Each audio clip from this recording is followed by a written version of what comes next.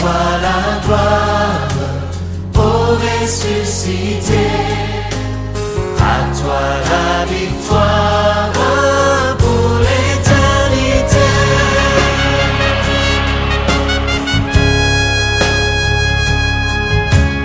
À toi la gloire, ô ressuscité. À toi la victoire. Et ce message, que nos cœurs soient enseignables et que nous puissions prendre des résolutions par rapport à ce message. Fais-nous grâce dans ta bonté, au nom de Jésus. Amen. Amen, amen, amen. Alléluia. Est-ce qu'on peut acclamer encore une fois notre Dieu? Notre Seigneur est merveilleux. Nous vous saluons tous au nom précieux de Jésus. Et nous voulons dire que Dieu vous bénisse. Vous qui nous suivez au loin, vous qui n'êtes pas avec nous ici, que Dieu vous bénisse et vous fasse beaucoup, beaucoup de bien. Alors, sans plus tarder, sans vous prendre beaucoup de temps, j'aimerais vous proposer 3 portions des Écritures. Nous allons tous les lire et donner la pensée de Dieu pour ce dimanche. Alors pour ceux qui écrivent, nous allons lire Exode 17, à partir du 8e verset. Exode 17, à partir du 8e jusqu'au 16e. Exode 17, 8 à 16. Deutéronome 25, 17 à 19. Esther 3, 1 à 7. Exode 17, 8 à 16. Deutéronome 25, 17 à 19. Esther 3, 1 à 7. Alors j'aimerais lire rapidement pour nous tous. Exode 17 à partir du verset 8. La Bible dit ceci. Les Amalécites vinrent attaquer Israël à Réphidim. Alors Moïse dit à Josué, choisis-nous des guerriers et demain tu iras combattre les Amalécites. Moi je me tiendrai au sommet de la colline avec le bâton de Dieu à la main. J'ai la version Les Semeurs. Josué se conforma aux instructions de Moïse. Il alla combattre les Amalécites tandis que Moïse, Aaron et Our montèrent au sommet de la montagne. Verset 11. Or, lorsque Moïse ait levé la main pour prier, Israël avait l'avantage dans la bataille. Et lorsqu'il a laissé retomber, Amalek l'emportait. Comme les bras de Moïse se fatiguaient, Aaron et Hur prirent une pierre qu'ils placèrent sous lui pour le faire asseoir dessus. Et ils lui soutinrent les bras, chacun d'un côté. Ainsi ses bras tinrent fermes jusqu'au coucher du soleil. Et Josué remporta la victoire sur les Amalécites à la pointe de l'épée. L'Éternel dit à Moïse maintenant, consigne cela par écrit pour qu'on en garde le souvenir et déclare à Josué que j'effacerai complètement le souvenir d'Amalek de dessous le ciel. Moïse érigea un autel qu'il appela Adonai Nissi, qui veut dire le Seigneur est ma bannière. Puis il ajouta, puisqu'on s'est attaqué au trône de l'Éternel, l'Éternel fera la guerre à Amalek de génération en génération. Deutéronome 25. Deutéronome 25, nous allons lire 2 versets, 17, à partir de 17. C'est l'Éternel qui parle. Rappelez-vous comment les Amalécites vous ont traité quand vous étiez en chemin après votre sortie d'Égypte. Sans aucun respect de Dieu, ils vous ont rejoints sur votre route et ont attaqué par derrière les éclopés, c'est-à-dire ceux qui étaient blessés, ceux qui ne savaient pas bien marcher, qui fermaient votre marche, ils étaient derrière. alors que vous étiez vous-même épuisés et à bout de force. Lorsque l'Éternel votre Dieu vous aura assuré une existence paisible, en vous délivrant de tous vos ennemis d'alentour, dans les pays qu'il vous donne comme patrimoine, pour que vous les possédiez, vous détruirez les Amalécites de dessous le ciel pour effacer leurs souvenirs. Et il ajoute, n'oubliez pas de faire cela. Esther 3, nous allons rapidement pouvoir annoncer la parole de Dieu. La Bible dit, Esther 3, verset 1, « Quelque temps après ces événements, l'empereur Xerxès éleva en dignité Aman, fils de Hammédatha du pays d'Agag. Il le promut au rang du premier ministre et lui donna ainsi la prééminence sur tous les ministres de son gouvernement. Par contre, par ordre de l'empereur, tous les fonctionnaires impérieux en poste au palais devaient s'agenouiller et se prosterner sur son passage. Mais Mardochée ne s'agenouillait pas et ne se prosternait pas devant lui. Ses collègues lui demandèrent, « Pourquoi désobéis-tu à l'ordre de l'empereur ?» Tous les jours, ils lui disaient cela, mais Mardochée ne les écoutait pas. Finalement, ils signalèrent la chose à Aman pour voir si Mardochée s'en tiendrait à ses paroles, car il leur avait dit qu'il était juif. Quand Aman eut constaté que Mardochée ne s'agenouillait pas et ne se prosternait pas devant lui, il devint furieux. On lui avait appris à quel peuple Mardochée appartenait. Il jugea trop insuffisant de porter la main sur Mardochée seulement. Il résolut donc d'exterminer tous les Juifs compatriotes de Mardochée qui se trouvaient dans tout l'empire d'Exercès. Verset 7.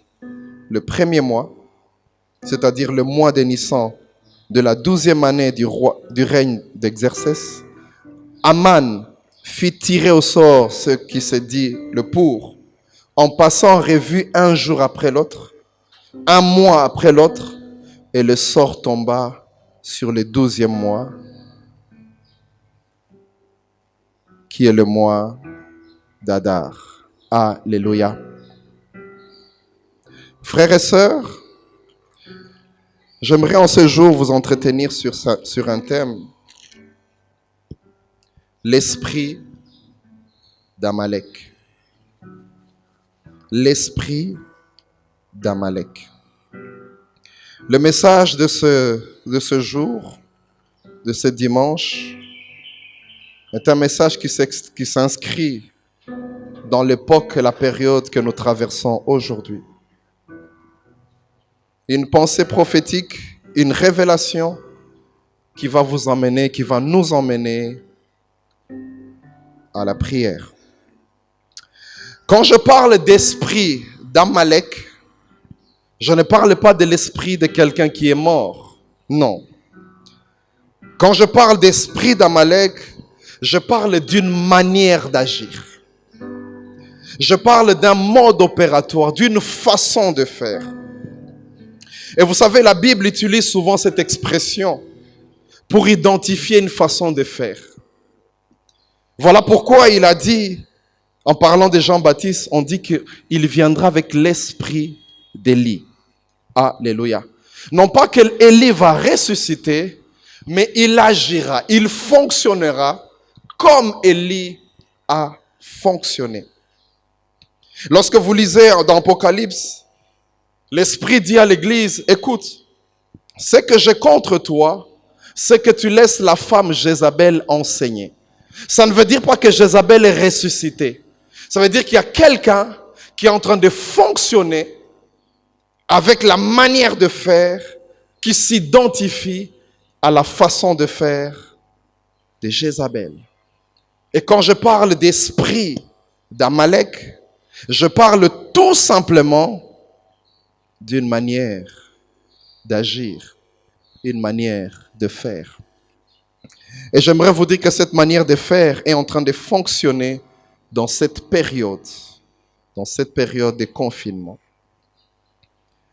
Dans le premier livre que nous avons lu, Exode, on nous présente Amalek. La Bible dit Amalek attaque Israël. Mais vous savez, si vous vous arrêtez juste à ce verset, vous allez vous dire c'est peut-être un combat ordinaire parce qu'Israël en a livré beaucoup.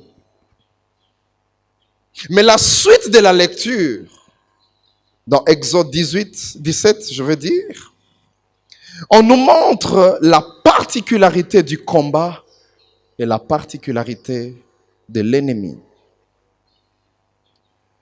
La Bible dit, ils attaquent. Et je m'imagine que c'est par révélation que Moïse a dit ces choses. Qu'est-ce qu'il dit? Le combat vient. Et Moïse dit, ok, Josué, choisis-nous des guerriers. Ça c'est un. Mais moi, je me tiendrai à la montagne. Un combat particulier doit correspondre à une stratégie particulière. Quand vous combattez dans le spirituel, il faut avoir la révélation de l'ennemi, la révélation de ses stratégies pour savoir comment contrer cette personne. Moïse, il parle de combattre dans la vallée, là où il se retrouve, là où Josué se retrouve, mais lui va monter à la montagne. Par révélation, Moïse comprend que Amalek, on ne le combat pas seulement sur le front physique, mais on le combat aussi sur le front spirituel. Moïse a compris que ce combat ne se gagnera pas sur un seul front. Si Moïse parle de se battre dans la vallée et se battre au niveau du sommet de la montagne, c'est parce qu'il a identifié quel type d'ennemi est devant lui. Moïse veut dire, Josué, tu seras dans la vallée, tu combattras physiquement, mais moi je monte à la montagne. Et la Bible dit, pour nous montrer que c'était particulier, pour nous montrer que la force d'Amalek commence dans les spirituels, la Bible dit, lorsque Moïse ait levé les mains, Israël remportait la victoire. Israël était en train de gagner la bataille. Lorsque Moïse commençait à faiblir, Amalek commençait à l'emporter. Ça veut dire que tout ne se jouait pas dans la vallée. Là où ça s'est passé, c'était à la montagne. Quelqu'un qui n'a pas l'épée à la main, quelqu'un qui n'a aucune arme, mais c'est là que les choses sont en train de se passer. Tout devait se jouer au niveau des mains de Moïse. Et la Bible dit, à un certain moment, les mains de Moïse se sont fatiguées. Je m'imagine cette image. Aaron et Hur sont allés chercher une pierre pour que Moïse s'asseye. Et chacun tenait une main de part et d'autre. Et la Bible dit que ce n'est que dans ces conditions-là que les mains de Moïse restèrent fermes. Et Josué remporta la victoire sur les Amalécites en les tuant tous. Mais maintenant, à la fin de ce combat, c'est là maintenant que Dieu commence à donner la pensée et l'idée qui est cachée derrière tout ça. Quand je parle de ça, je vois un peu ce que nous avons eu, la guerre mondiale. Pendant que la guerre était en train de se dérouler, il y a des secrets que les gens ne connaissaient pas. Ce n'est qu'après, à la fin de la guerre, après ça, les gens commençaient à faire des investigations. Ils ont compris le problème qu'il y avait, comment ça a commencé, quelle était la pensée de tel et tel, quel était le rôle de tel. Au verset 14, à l'issue du combat, il y a deux personnes qui parlent. Il y a Dieu, il y a Moïse. Pourquoi c'est eux qui parlent? Parce que c'est eux qui fonctionnaient dans le spirituel. Ils ont la révélation, ils ont la pensée, ils comprennent exactement ce qui se passait. Alors Dieu commence à dire, quand la guerre se termine, il fait une promesse, il dit, écris ça Moïse, pour qu'on garde les souvenirs, et déclare à Josué, j'effacerai complètement le souvenir d'Amalek de dessous le ciel. Et la deuxième personne, c'est Moïse. Moïse, il dit une chose. Nous sommes au verset 16. Moïse a dit, après avoir construit l'autel Jéhovah Nissi, il dit, puisqu'on s'est attaqué au trône de l'Éternel, l'Éternel fera la guerre à Amalek de génération en génération. Alléluia. Amen, amen. Frères et sœurs, ce que Moïse est en train de révéler aux enfants d'Israël, c'est une chose que peut-être ils ne comprenaient pas. Peut-être comme Josué combattait dans la vallée, il pensait que c'était un combat comme tous les combats. Non. Celui qui était dans le spirituel, Moïse, celui qui fonctionnait au sommet de la montagne, celui qui priait, il a eu la révélation sur l'étendue du combat. Tu sais qu'aujourd'hui, okozala ozobunda na lisumu moko boye, ozokanisa diable azobundisa yo kaka po na yo moko. Non, il sait qu'en toi, il y a un grand serviteur de Dieu. Il combat non pas ce que tu es, il ne combat pas, je veux dire, le don que tu as, mais il combat ce que Dieu fera, les âmes qui seront sauvées au travers de toi. C'est comme ça que tu peux voir ta vie de prière est bousculée. Tu peux te rendre compte que tu n'arrives plus à faire ci et ça. Peut-être que tu penses que tout, c'est seulement à ton niveau. Non. Le diable a vu que cette personne, si je le laisse, si j'abandonne, cette personne risque de faire des dégâts dans mon camp plus tard. Tu as un fort ministère de délivrance. Le diable ne fait que t'emmener dans des histoires de distraction. Il sait que si tu prends conscience et tu commences à prier, tu feras des dégâts. J'aime bien ces paroles des Philistins quand ils ont attrapé Samson.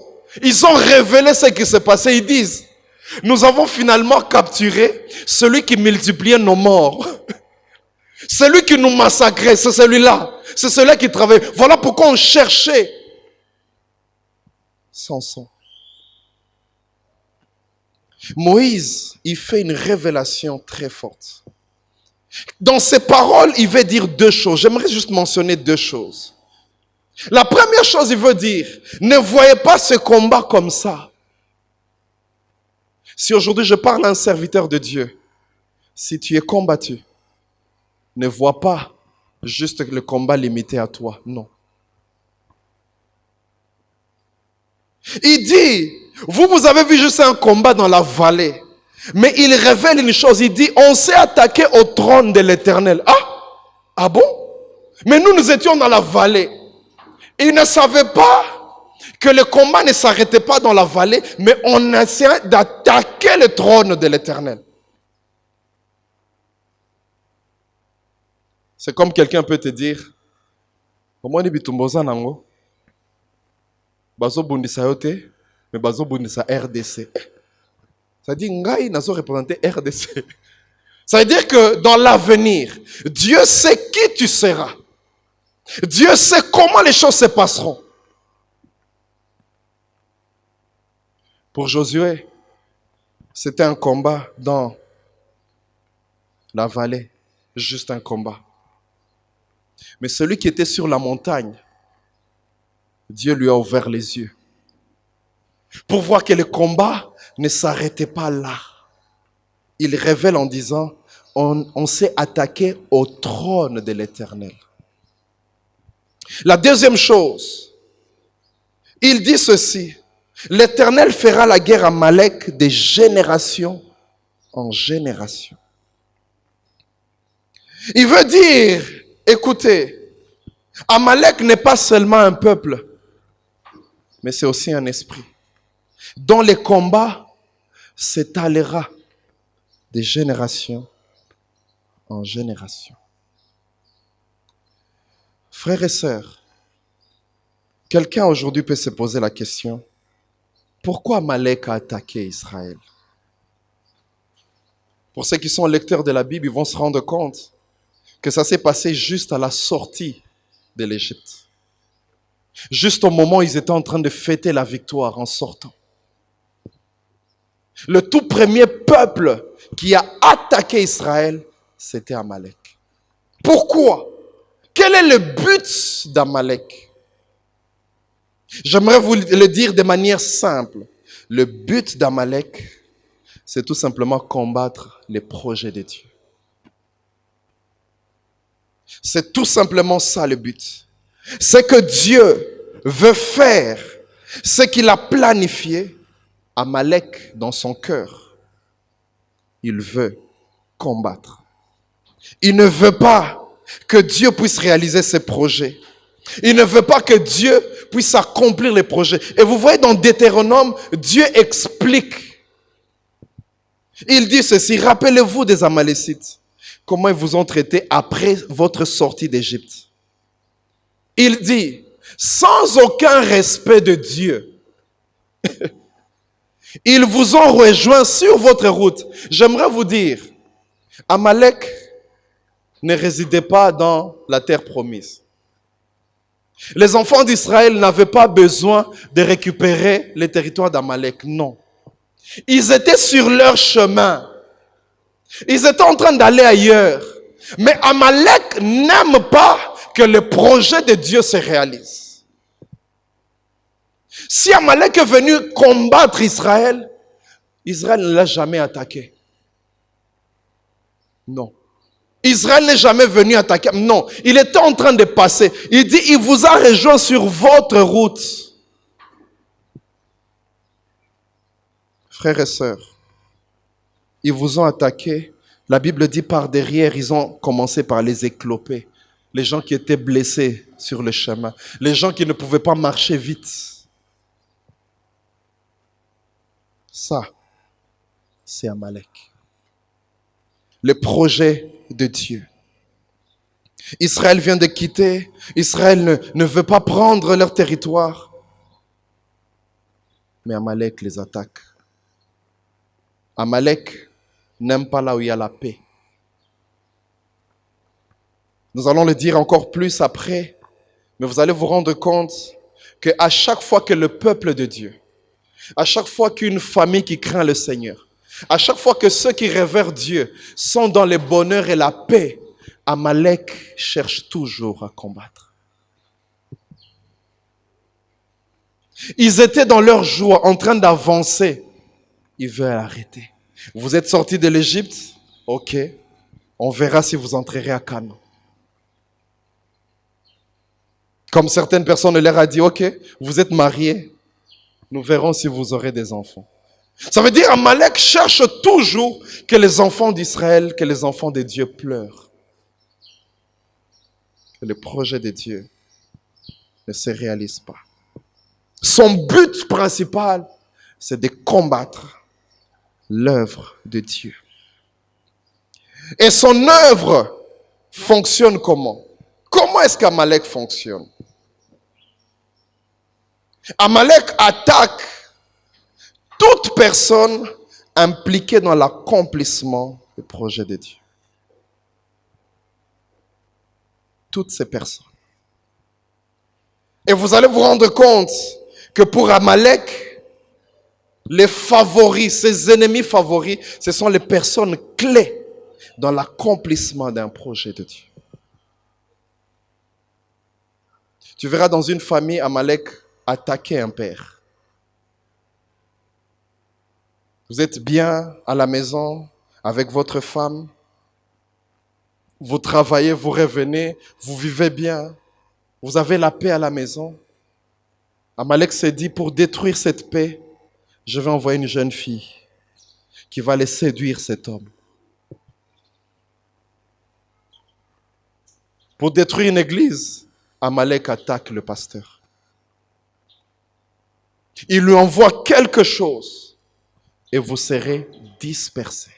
Jésus l'a dit, l'ennemi vient.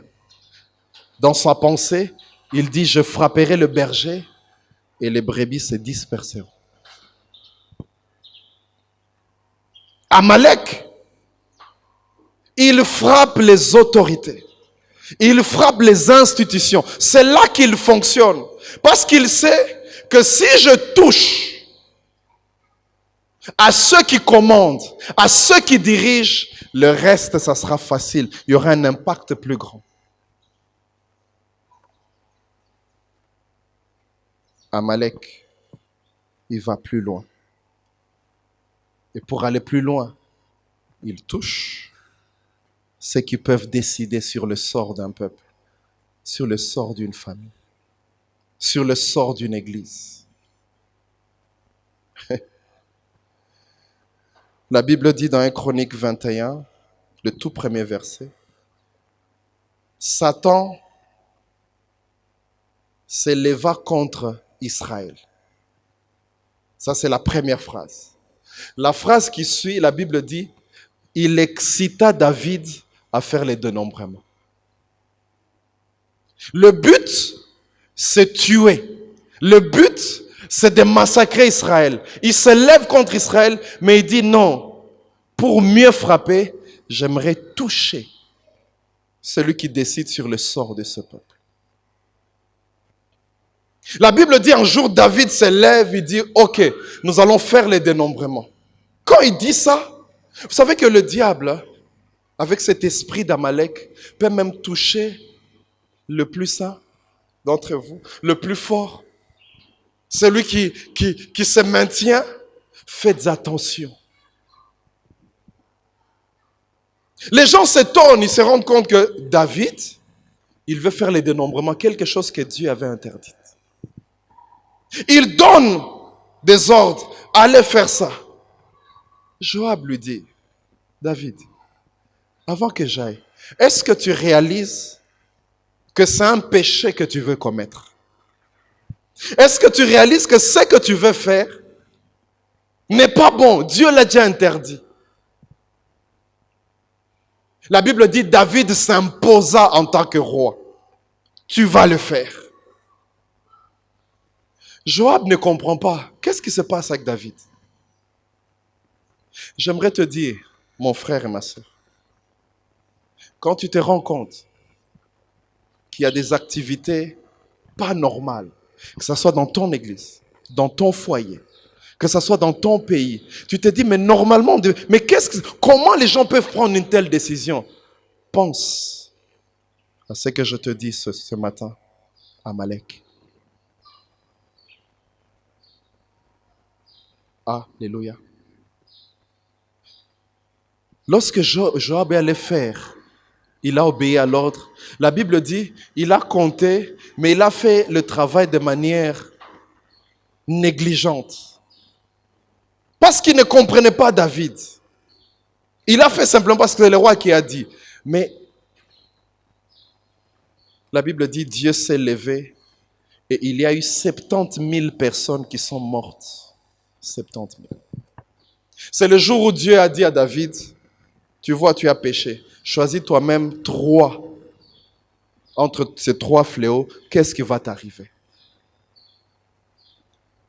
C'est que Dieu a dit, je ne sais pas si les parents d'aujourd'hui le font. Moi, je ne le fais pas. Mais c'est ce que nos parents faisaient avant. Tu commets une faute, il t'appelle, il dit, toi-même choisis. Que je frappe sur les mains, que je frappe derrière, que je frappe au mollet. Toi-même choisis quelle partie je dois frapper. Nous, c'est ça frappe. Nous sommes capables. Mais elle-même te dit, choisis. Et à l'époque, quand on nous punissait, on mettait les doigts comme ça. On frappe sur les doigts.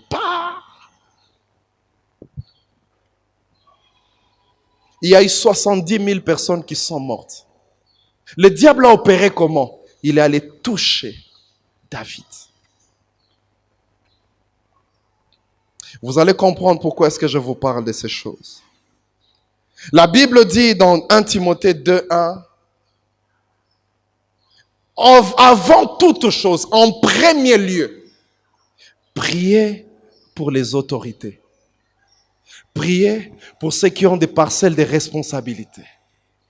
Avant toute chose. Et la Bible dit, pour que vous viviez en paix dans les lieux où vous vous retrouvez. Frères et sœurs, ce que je suis en train de vous dire ce matin, ça correspond à ce qui est en train de se passer dans cette période de confinement, frère. Amalek est en train de travailler. Amalek est en train de fonctionner. Et si nous dormons, si nous ne nous lèvons pas dans la prière, j'aimerais vous dire, il y a des décisions qui seront prises et l'Église va en souffrir. Est-ce qu'il y a quelqu'un qui m'écoute ce matin? Amalek va chercher à travailler au niveau des institutions. Des fois, ça sera même des institutions au-delà des pays, des institutions internationales. Ça veut dire au point que même vous-même, en tant que pays, vous ne pouvez rien contre ça.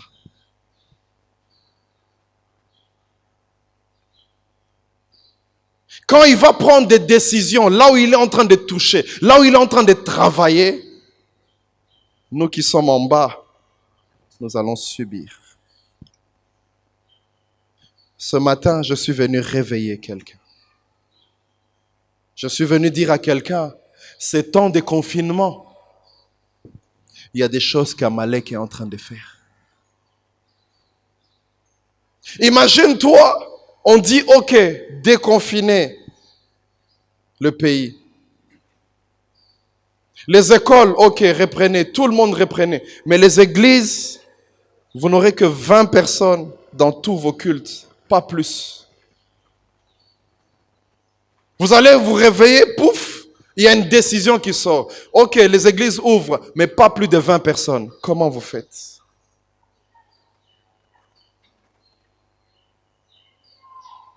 Si nous dormons pendant cette période, si nous ne nous réveillons pas, toko situka, des décisions ont été prises et nous allons subir.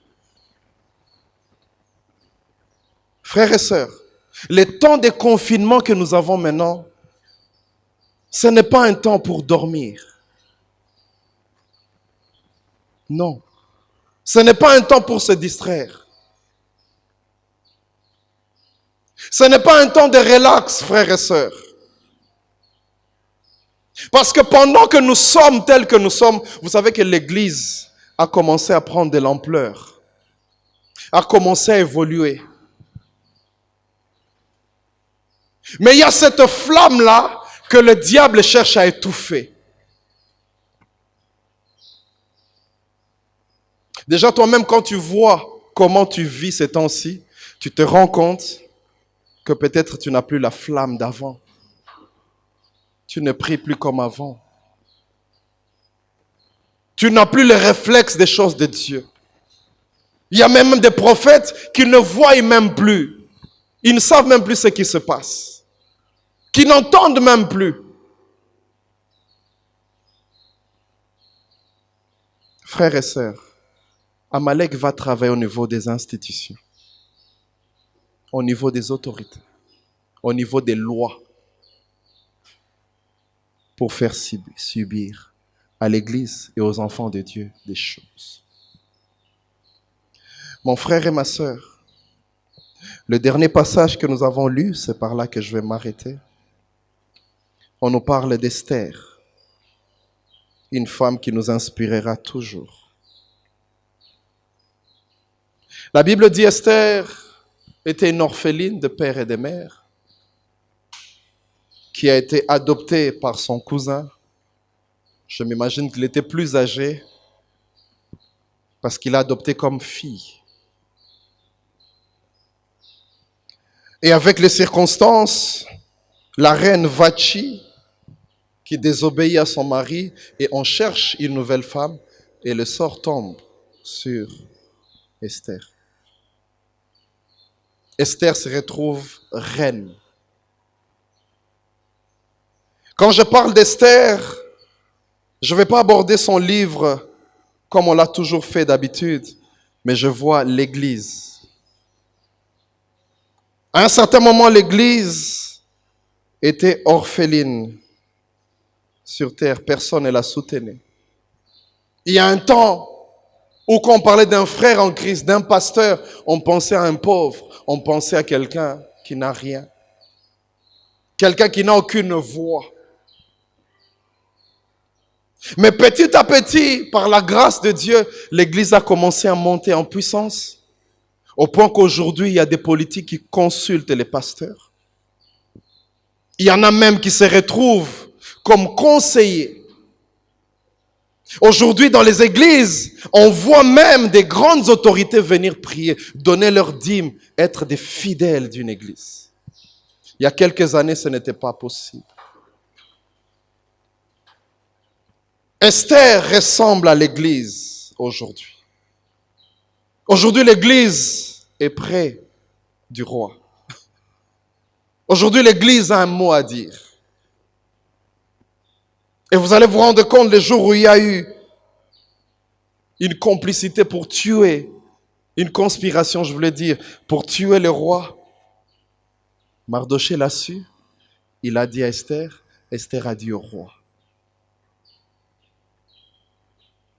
L'église. Esther se retrouve dans la royauté et je m'imagine les privilèges d'une reine. La Bible dit que tout le monde l'appréciait, tout le monde l'aimait. Esther. La Bible dit, après ces événements, il y a quelqu'un qui est monté en autorité, Aman. Pour ceux qui sont lecteurs de la Bible, ils savent que Aman est un descendant des Amalécites. Aman a le sang d'Amalek. Aman est un descendant. La Bible dit qu'il est monté jusqu'à atteindre le plus haut niveau après le roi. Le roi a tellement aimé Aman qu'il a même demandé que tout le monde s'agenouille lorsque Aman passe. Vous savez, il y a des personnalités, des gens, nous nous demandons comment il est devenu ministre, comment il est devenu député, comment il a atteint ce niveau, comment il est aussi proche du chef. Je ne sais ce qu'Aman faisait. Mais quand vous lisez la suite, vous pouvez facilement vous rendre compte que Aman fonctionnait aussi dans le spirituel. La Bible dit, Mardoché ne s'agenouillait pas. Et aujourd'hui, frères et sœurs, l'institution qui s'érige contre le nouvel ordre mondial, c'est l'Église. L'institution qui s'érige contre le plan de l'ennemi, c'est l'Église. Même si on dit que tous puissent s'agenouiller, l'Église refuse.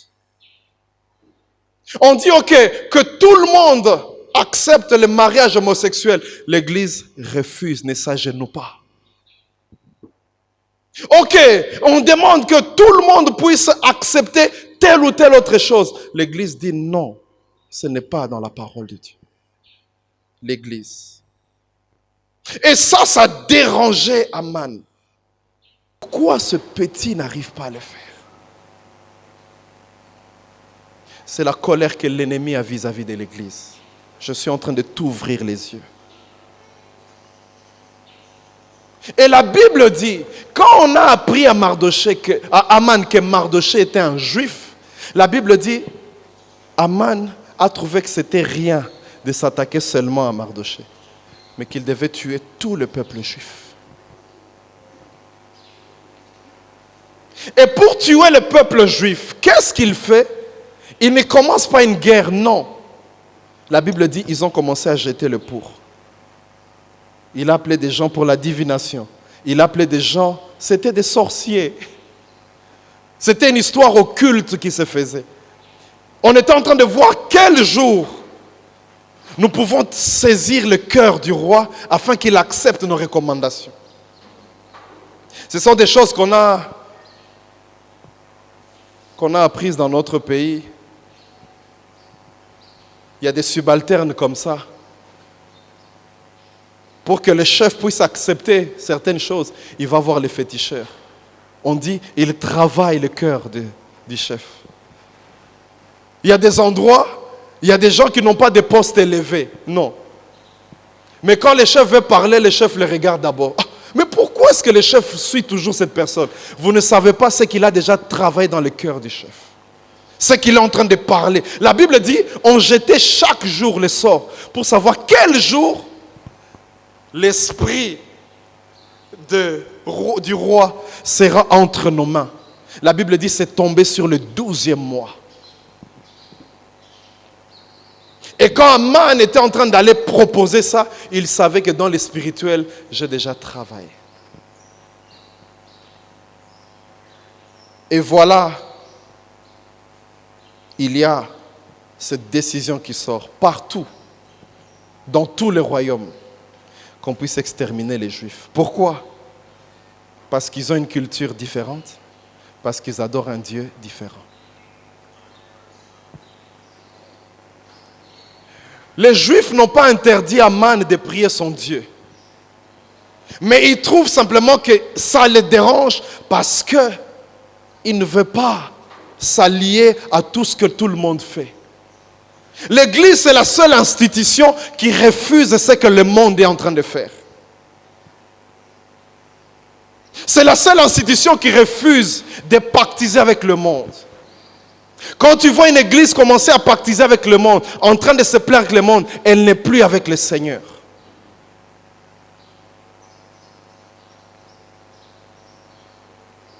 Et voilà, on dit on va tous les tuer. Esther n'était pas au courant. Et ça, c'est la deuxième image que je donne de l'église. Esther était déjà reine. Elle vivait dans la gloire.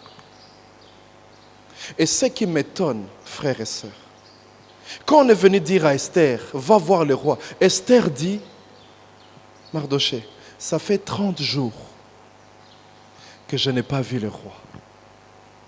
Église, comment tu peux faire 30 jours sans voir ton époux? Comment? Si elle dit 30 jours, ça veut dire que ça l'a préoccupée. Elle comptait. Il n'est pas venu, il n'est pas venu, il n'est pas venu. Esther, ton mari ne vient pas. Pourquoi tu ne vas pas vers lui? Pourquoi tu ne vas pas le chercher? C'est ce qui se passe avec l'église. L'église est tellement dans la gloire, est tellement bien. L'église commence à oublier d'aller chercher son époux. 30 jours. Dans ce temps de confinement, où est l'église? Où est-ce que toi tu cherches Dieu? Est-ce que tu cherches ton époux? Et pendant ces 30 jours, Aman est en train de travailler. Il travaille le corps du roi. Il sait comment ça va se passer. La Bible dit que c'était tombé le 12e mois. Ça veut dire que c'était pendant ces 30 jours-là où Esther devait intervenir avant qu'on vienne parler au roi. Esther n'est pas venue. Esther vivait sa vie de reine. L'église, vous vivez la vie de gloire. Vous avez des beaux bâtiments. Vos pasteurs ont des belles voitures. Vous êtes nombreux. Vous construisez. Vous oubliez d'aller voir votre époux. Dites-moi, quel genre de femme peut passer 30 jours et rester à l'aise alors que tu ne vois pas ton mari? Église, est-ce que vous m'écoutez? Tu as passé tout ce temps de confinement depuis le début. Je ne sais, dans ton pays, ça a commencé quand? Nous, ça a commencé, je pense, le 18. Depuis le 18, as-tu parlé à ton époux? Est-ce que l'église m'écoute ce matin? Est-ce que tu es allé voir ton époux? Pendant que tu ne vas pas voir ton époux, est-ce que tu sais ce qu'on est en train de dire à ton époux? Est-ce que tu sais ce qu'on est en train de dire à ses oreilles? Esther, est-ce que tu sais ce qui est en train de se passer? Quand on est en train de rédiger la lettre de condamnation des Juifs, Esther, si elle était là, elle pouvait soupçonner en arrivant, même les greffiers pouvaient lui dire, ah Esther, il pourrait se rendre compte qu'il y a une agitation. Qu'est-ce qui se passe? Ah non, on est en train d'écrire une lettre, hein. Ça va entrer chez les rois bientôt. On veut tuer tous les Juifs. Elle allait déjà savoir avant même que ça n'arrive. Voilà comment quand l'église se plaît dans la gloire dans laquelle elle ne sait pas ce qui est en train de se passer maintenant. Tu ne sais pas ce qui se passe maintenant. Ce n'est que lorsque tu vas consulter Dieu, lorsque tu cherches Dieu dans la prière, ce n'est qu'en ce moment-là qu'il va te dire dans ces temps-ci, il y a une lettre qu'on est en train d'écrire. Dans ces temps-ci, faites attention, il y a des choses qui sont en train de venir. Dans ces temps-ci, ce n'est que lorsque tu vas. Mais Esther, l'image de l'église, le matin elle se maquille, elle s'habille, elle mange. Elle regarde 17h, 18h, 19h, 20h. L'époux n'est pas là. On ne s'est pas vu. Il n'y a pas de problème. Demain, 30 jours. Et s'il n'y avait pas le problème de Haman, s'il n'y avait pas le problème de Haman, peut-être qu'Esther pouvait faire une année. Le roi ne vient pas. Peut-être que toi, je ne sais depuis le confinement qu'est-ce qui se passe. Est-ce que tu rencontres ton Dieu? Comment peux-tu être à l'aise? Tu ne rencontres pas ton Seigneur. Comment peux-tu être à l'aise? Quel genre d'épouse tu es? Une femme, c'est impossible. Des fois même 2-3 heures, la femme n'est pas à l'aise. C'est 21h, 22h. Des fois je vois le téléphone, c'est ma femme qui sonne. Tu es où? Tu vas rentrer quand? Mais imagine-toi, je vais au travail, 21h, 22h, minuit, le lendemain. Ma femme prend quand même son véhicule, elle va au travail, elle ne me cherche pas. 2 jours, 3 jours. Tu rencontres une de tes copines, comment va Patrick? Elle te dit, bon, je ne sais pas, ça fait une semaine qu'il n'est pas venu. On va te demander, mais est-ce que tu réfléchis? Ton mari, ça fait une semaine qu'il n'est pas rentré, tu ne l'as nu appelé. Est-ce que tu sais si on l'a tué? Si on l'a attaqué? Tu ne sais pas. Esther, tu fais 30 jours. Église, tu fais 30 jours, tu n'as pas parlé à ton Dieu. Tu es quel genre de serviteur? Tu es quel genre de chrétien? Et tu es à l'aise. Le matin, tu manges, la nuit, tu dors. Et tu te réveilles 2 jours, 3 jours, 4 jours, 5 jours. Je ne sais aujourd'hui, tu es à quel niveau? Tu ne pries plus. Est-ce que tu es normal? Qu'est-ce qui a éteint le feu au-dedans de toi? C'est le confinement. Il n'y a plus d'église, il n'y a plus de travail, il n'y a plus rien. Il y a la télé, il y a tout. On suit, on regarde. Un peu comme Esther, elle était à l'aise à la maison. Dans la gloire. Mais il lui manquait l'essentiel. Quelqu'un était en train de travailler au sommet de la royauté. On travaille le cœur du roi. Il va accepter quand? Non. En janvier, non. Février, non. Comme des fois les féticheurs disent non. Les esprits n'ont pas accepté, pas février. Continuons à chercher. Il a pris 1 année, 12 mois, en train de travailler son histoire. 12 mois. Tu vois ce que l'ennemi fait? Comme ces personnes qui disaient, nous n'allons ni manger ni boire jusqu'à ce que Paul puisse mourir. Tu vois comment l'ennemi travaille? 12 mois, ils sont en train de travailler dans le spirituel. Babandi a vanté. Et des fois, je vois des gens, ils veulent sortir un album. À côté de ta prière, à bouleka artistique, à Bimis. Angaba na matin à modération, à côté prière, à côté. L'ennemi ici, 12 mois. Balobi, chaque jour, yo sommes la prière à une année. Yo sommes la prière à une année, une prière. Au Sambelaka, chaque jour, une année. Je peux mettre au défi beaucoup de gens. Mais eux, 12 mois, chaque jour, ils jettent le pot. Ils reviennent. On dit, Amana Kota retraite à une année.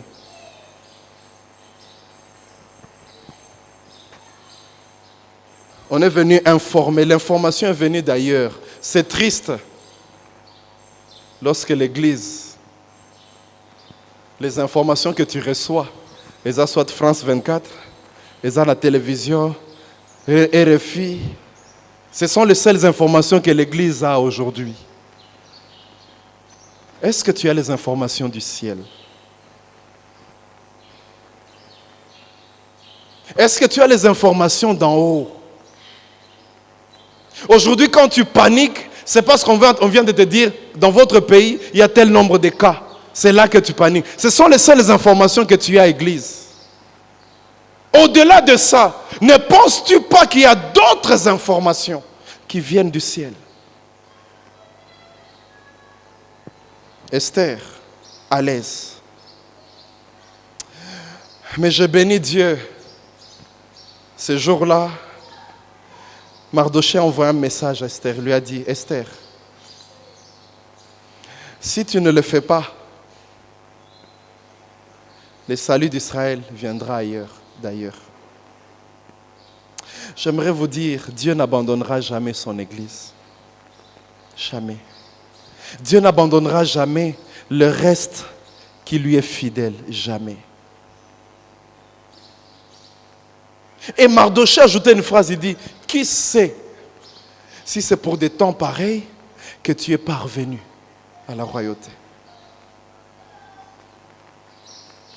Qui sait que Dieu doit t'utiliser pendant ces temps de confinement? Qui sait? Qui sait que Dieu a permis que tu sois confiné pour que tu puisses avoir une plus grande révélation? Qui sait? Lorsque Esther a écouté ça, j'aime Esther. C'est pour ça que j'aime cette parole qui dit, les brebis de l'Éternel entendent sa voix. Quand il appelle, elles l'entendent. Esther, la Bible dit, même quand elle était reine, elle continuait à obéir à Mardochée. Elle continuait à écouter Mardochée. La gloire n'a pas changé. Je prie que Dieu fasse grâce, que la gloire ne change pas l'Église, que ton élévation ne t'enlève pas de sa présence, que tu continues à écouter celui qui t'a pris quand tu étais sans père, sans mère. Oya Soukolayo, Oya Salobolamu, Oya Yambayo, quand tu n'avais personne, l'Éternel des armées, ne l'oublie jamais, ne l'oublie jamais. Aujourd'hui, tu commences à compter $1,000, un 5 000, un 10 000, un 20 000. Je ne sais là où Dieu t'a emmené. 1 million, 10 millions. Rappelle-toi de là où il t'avait pris. Rappelle-toi qui tu étais. Esther n'avait jamais abandonné Mardochée. La Bible dit quand Esther a entendu ces choses, on a touché quelque chose d'essentiel. Esther a dit, dans ce cas, nous allons jeûner 3 jours. J'aimerais vous dire, frères, vous lisez toute la Bible. Amalek n'est combattu que par une seule arme, la prière, une seule arme. Depuis qu'il a commencé avec les enfants d'Israël, c'était la prière. Ici aussi, c'est toujours la prière. Elle a dit, moi et mes servantes, nous allons jeûner. Vous aussi, priez pour moi. Elle a changé d'agenda. Elle est dans la gloire. Elle ne jeûne pas parce qu'elle manque à manger. Elle jeûne parce que l'heure est grave. On avait déjà écrit. Il y avait déjà le sceau du roi. On était déjà en train de lire. On avait fixé une date. J'aime ce Dieu-là. Même si l'homme a fixé une date, la prière peut changer cette date en une autre chose. Voilà pourquoi un jour je disais, et un problème peut commencer avec une introduction, mais la conclusion peut changer avec la prière. Frères et sœurs, les choses ont changé. On n'a plus tué les Juifs, mais c'est Aman qui est mort. Église, laissez-moi vous dire, déjà depuis le début, Dieu avait dit, il avait donné une promesse. Il avait dit, écrivez cela, consignez cela. Amalek, je l'exterminerai. Amalek sera exterminé.